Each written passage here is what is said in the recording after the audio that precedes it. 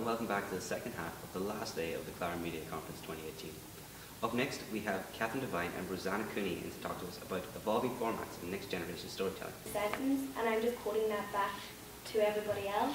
So I think it's our job not to take an angle and not to take an opinion, and for every yes side you have to get a no side, because it's not up to us to decide, you know, who should get more attention or who shouldn't. So our next panel, entitled Dangerous Work If You Can Get It, is brought to us by Declan Walsh and Ruan McCormick. I think there are more opportunities now.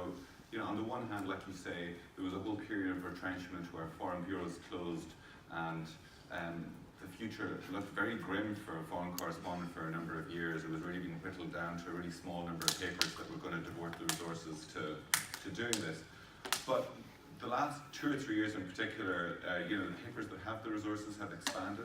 And our final panel of the day, called The Challenge for Editors, will be brought to us by Finian Sheehan and Christine Bow.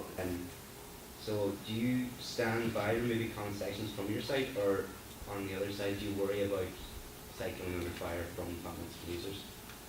But when comments started, I think I was so in favour of the idea of the democratisation of the space, where it was no longer just me being top down and, you know, people getting their news from one person, you know, reading the news at night time, or the newspaper that one newspaper people would buy every day, and instead it was opening it up, and, you know, the commenters were able to add more information to the story or point out problems in the story and say, listen, actually you're missing a big thing here, you know, you're missing a big fact.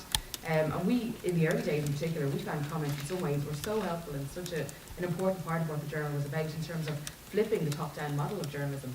And I think that has changed, because we get enough abuse on, not so much on Twitter, but just in terms of emails. That's probably the biggest source of abuse for our journalists, and for us, we're always trying to make sure we're protecting our journalists, particularly when there's something, a very divisive national debate happening, like the 8th Amendment, or sometimes we just get abused. I mean, one of my colleagues got an email only a couple of weeks ago, he's calling him a ginger, C word, he was a Nazi and should go F himself, and all this stuff.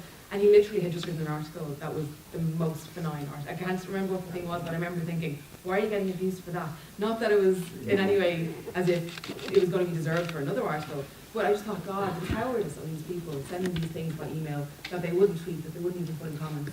So I think that journalists should be talking more about the abuse that we get and about the stuff we have to deal with, and the thick skin you need to deal with, not just comments, but also tweets, also emails.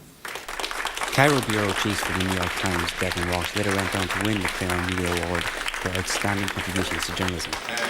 Born and reared in Ireland, started his career in Ireland and has now moved abroad from the Sunday Business Post, moved to Nairobi, Kenya, Sub-Saharan Africa, then covered Islamabad and Pakistan, based in Islamabad, Pakistan, covering Pakistan and Afghanistan for The Guardian, joined the New York Times in 2011 as Pakistan Bureau Chief, expelled from there in 2013 for unspecified reasons.